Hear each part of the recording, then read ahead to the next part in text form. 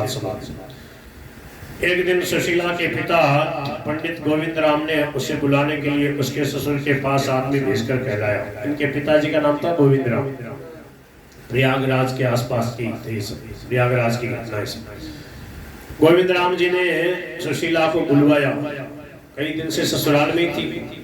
हमारी एक प्रार्थना है, सुशीला को आए बहुत दिन हो गए, अतः एक बार बच्चों सहित उसे हमारे घर पर भेजे। सुशीला के पिताजी का कोई आदमी आया। बुलावा आने पर सुशीला ने भी सरलता के साथ निवेदन किया कि मुझे माता पिता से मिले बहुत दिन हो गए, इसलिए आपकी आज्ञा हो तो मैं घर जाकर उनके दर्शन कराऊं और आपकी अनुमति हो तो मैं वहां कुछ दिन ठहराऊं। सास और ससुर ने बड़ी प्रसन्नता से कहा जा सकती हो, क्यों किंतु बहुत दिन अधिक विलंब न करना, क्योंकि हमारे दिन तुम्हारे बिना कैसे कटेंगे। इस प्रकार कहकर विश्वासी पुरुष को साथ देकर उससे पियर भेज दिया, पहुंचा दिया। सुशीला ने बालकों सहित वहां जाकर माता पिता के चरणों में प्रणाम किया। माता पिता ने पूछा, घर पर सब प्रसन्न तो हैं? सुशीला बोली, प्रभु की कृपा से सब कुशल है, किंतु मैं यहाँ अपने भाई रामलाल और भौजाई को नहीं देखती हूँ। सो क्या बात? उसका जो भाई था रामलाल और उसकी भाभी, बोले वो आपकी सेवा में नहीं है, क्या बात है? पंडित गोविंद राम जी ने कहा, वह कई दिनों से किराए पर मकान लेकर हमसे अलग रहता है, अलग हो गया। जो कुछ कमाता अपने खाने पीने और मित्रों की खातिर में लगाता देता। हम लोग तो बूढ़े हो गए, कमाने की शक्ति नहीं रही। पहले की जायदाद को बेचकर ही अपना काम चला रहे। सुशीला बोली, ये क्या भाभी के कहने पर ही भैया अलग हो गए हैं अथवा और कोई कारण? माता ने कहा, ना बेटी, वह तो बहुत ही भले घर की लड़की है। मैं उससे कभी कुछ कह देती तो भी वह नाराज नहीं होती और न कभी रूठती। तो उसका स्वभाव तो बड़ा सुशीला, लड़ना तो वह जानती नहीं। कोई उसे खरी खोटी सुना देता तो भी वह उसे हंसकर टाल देती। देखो ये है स्वभाव, ये सरल। अब भी वह मेरा पक्ष लेकर समय समय पर रामलाल को समझाया करती है। उसके स्वभाव, सेवा और विचारों को याद कर करके मैं रोया करती। रामलाल भी बहुत भला था, किंतु आजकल के उद्दंड लड़कों के संग के प्रभाव से वह हम लोगों से अलग हो गया। समझ में आ रही है? इतने ध्यान रखने की बात है। सुशीला बोली, माँ, मैं भाई भौजाई को समझाकर यहाँ ले आऊं तो इसमें तुम्हारी क्या राय है? माता ने कहा, ऐसा हो जाए तो बेटी हमारा तो बड़ा सौभाग्य है। भाई रामलाल प्रयाग में ही कुछ दूर दूसरे मोहल्ले में रहते थे। सुशीला अपने कुटुंब के एक आदमी को लेकर बालकों सहित भाई के यहाँ गई। घर में रामलाल तो थे नहीं, भाभी बैठी थी। सुशीला को आते देखकर वह उठी और उसने बड़े आदर प्रेम का बर्ताव किया। सुशीला ने भी बालकों सहित उसके चरणों में प्रणाम किया भाभी के। जब भाभी कुछ संकोच करने लगी तब सुशीला ने कहा, आप बड़ी होने के कारण मेरी तो माँ के समान है, इसमें संकोच की कौन सी बात है? बड़ों के चरणों में प्रणाम करना बालकों का कर्तव्य ही है। भाभी लज्जित होकर बोली, बहन जी, आप माता जी के पास आई हैं, यह मुझे मालूम हो गया था, किंतु दुख की बात है कि मैं आपके भाई के डर से वहां नहीं जा सकता। सुशीला ने कहा, इसके लिए आपको चित्त में कोई विचार नहीं करना चाहिए। माँ तो आपके स्वभाव और सेवा को याद कर करके बुरी बुरी प्रशंसा करती हुई आपके वियोग में रोया करती है। इतने में ही भाई रामलाल आ गए। सुशीला ने झट उठकर बालकों सहित भाई के चरणों में नमस्कार किया। रामलाल ने भी सुशीला के साथ बड़े आदर का बर्ताव किया। कुशल संवाद के बाद सुशीला बोली, भैया आज तुम्हें माता पिता से अलग देखकर मुझे बड़ा दुख हो रहा है। रामलाल ने कहा, बहन, तुम्हारे आने की खबर मुझे मिल गई थी। तुमसे मिलने की मेरी बहुत ही इच्छा थी, परंतु मेरे मन में यह भाव आया कि मैं यदि घर आऊँ तो कहीं माता पिता मेरा अपमान न कर दें और तुम्हें यहाँ घर पर ही भी इसीलिए नहीं बुलाया कि शायद वे तुम्हें यहाँ नहीं भेजेंगे। सुशीला बोली, भैया इसमें तुम्हारा कोई दोष नहीं है, यह तो मेरा ही दोष है कि मैं कल ही तुम्हारे दर्शन नहीं कर सकी। पर भैया, जब मैं ससुराल गई थी तब तो तुम दोनों ही माता पिता की कैसे प्रेम से सेवा और आज्ञा पालन खुद किया करते थे। तुम्हारे उन गुणों को याद करके मुझे विस्मय हो रहा है कि तुम उनसे अलग होकर कैसे रहने लगे। मेरे व्यवहार की त्रुटियां देखकर तुम तो मुझे शिक्षा दिया करते थे, वे बातें मुझे याद आ गई। रामलाल ने कहा, बहन, तुम्हारी बात सुनकर मुझे भी लज्जा हो रही है। मेरे अलग होने का कारण यह हुआ कि मेरे मित्रगण जो मेरे पास आया करते थे वह माताजी और पिताजी को बुरा मालूम देता। इसे देखकर मेरे मित्रों को अत्यंत कष्ट होने लगा और उन्होंने मुझको ये राय दी कि तुम सब कुछ माता पिता के पास छोड़कर उनसे अलग हो जाओ, इसमें तुम्हारी कोई निंदा नहीं होगी। तुम विद्वान हो, योग्य हो, तुम्हें अपनी कमाई से पेट भरना चाहिए, माता पिता के धन का आश्रय क्यों लेना चाहिए। उनकी इन बातों में आकर मैं माता पिता से अलग हो गया। बहन, तुम समझदार हो, जैसा तुम्हारा नाम है वैसी ही तुम गुणवती हो, अतः मुझे राय दो कि मुझे क्या करना चाहिए।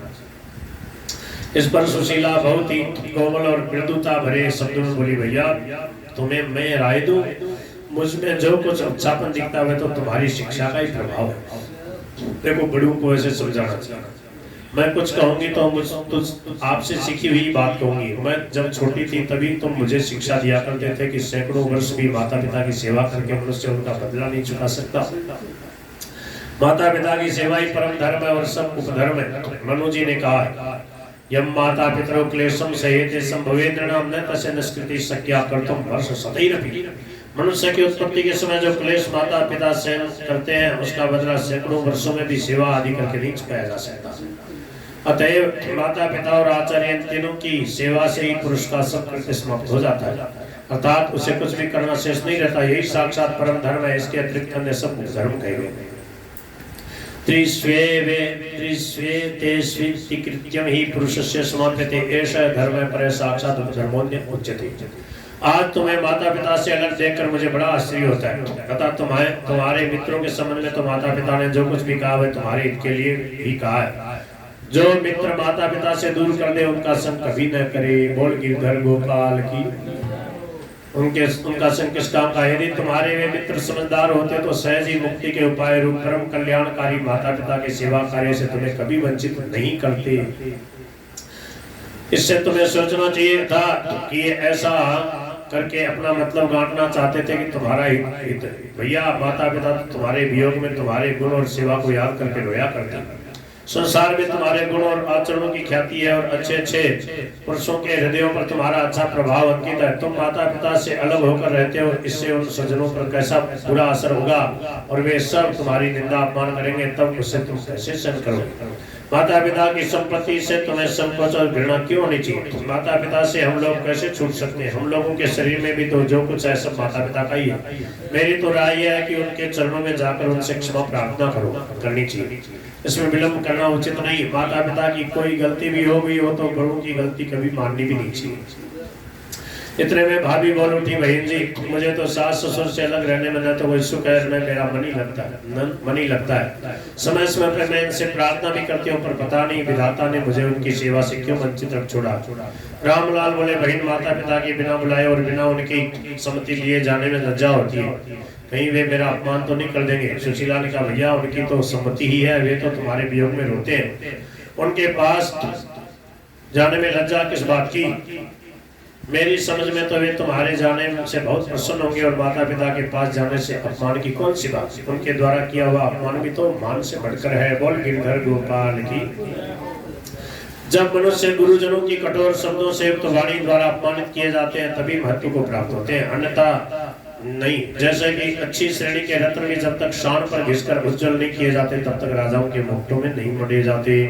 गिरवीर गुरुनाम परसाक्षरावीर तिरस्कृतायां तिनराम हेतुम अलग दक्षाणो क्षाणो कषणा नृपाणाम नजात मौलो मनयो वसंती। सुशीला की उपयुक्त हित भरी बातें सुनकर रामलाल और उसकी पत्नी दोनों सुशीला के साथ माता पिता के घर आ गए और दोनों अपने कृत्य पे अत्यंत पश्चाताप करते हुए उनके चरणों पे गिरकर रोने लगे। देखो वहां के भी घर का मन मुटाव मिटा दिया, पीर का भी और ससुराल का भी, सबको एक करके प्रेम से सेवा में लगाए रखा। यह है असली शिक्षा। माता पिता ने कहा, बेटा आज बड़े सौभाग्य की बात है, आज हमारा दिन बहुत ही अच्छा है। फिर उन्होंने सुशीला से कहा, बेटी सुशीला तुमने जो आज महत् कार्य किया इसे हम जीवन भर याद रखेंगे, कभी नहीं भूलेंगे। बोल गिरधर गोपाल की। सुशीला बोली, माँ तुम क्या कह रही हो? इसका जो कुछ श्रेय है तो तुमको, पिताजी को और भाई भौजाई जी को ही है, मैं तो निमित्त मात्र हूँ। मुझ में तो जो कुछ है अच्छापन देखती हो वह सब तुम आप लोगों का ही है, आप लोगों की कृपा है। सुशीला के इस अभिमान रहित व्यवहार को देखकर सब मुग्ध हो गए। सुशीला के पास 2 मोहन मंत्र थे, उनसे वह कोई भी क्यों न हो उसे अपने अनुकूल बना लेती थी। आप भी समझ लो, अपने स्वार्थ का त्याग करके निष्काम भाव पूर्वक सब प्रकार से उसके हित की चेष्टा करना, सामने वाले कोई स्वार्थ न रख करके वो प्रेम पूर्वक सेवा करते हुए उसके हित की चेष्टा करते रहना, निष्काम भाव से स्वार्थ का त्याग करना। और दूसरा, उसके अवगुणों को भुलाकर उसके गुणों का वर्णन करना।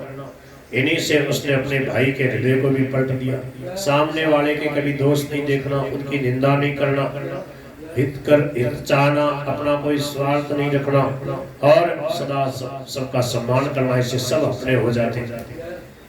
इसके अनंतर रामलाल लाल ने अपने मित्रों से प्रेम और विनय पूर्वक प्रार्थना की कि मुझे भी कभी अवकाश होगा तो मैं आपके घर पर आकर मिल सकता हूँ। माता पिता के पास मैं आपका यथोचित सत्कार करने में लाचार।